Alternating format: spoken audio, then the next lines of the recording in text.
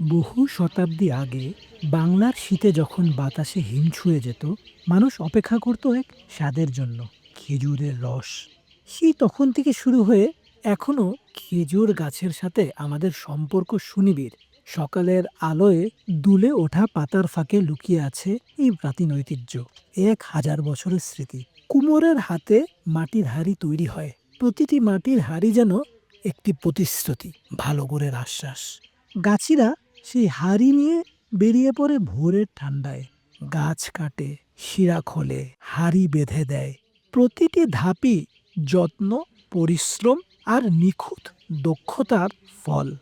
রাতভর গাছের গভীর থেকে উঠে আসে মিষ্টি রস। ভোর হলে হাঁড়ি নামানো, এ যেন প্রকৃতির কাছ থেকে উপহারের এক বিশাল সম্ভার।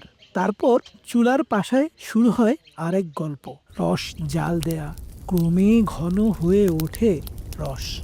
জ্বলন্ত আগুনের তাপে ধীরে ধীরে তৈরি হয় খাঁটি খেজুরের গুড়। সময় সময় চামচ তুলে ঘনত্ব দেখতে হয়, মিলিয়ে দেখতে হয় সব ঠিক আছে তো। এটা কিন্তু শুধু রান্না না, এটা এক শিল্প, বিজ্ঞান ও শিল্প।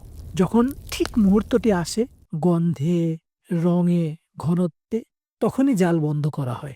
ঢালা হয় উজ্জ্বল সোনালী গুড় অ্যালুমিনিয়ামের বাটিতে।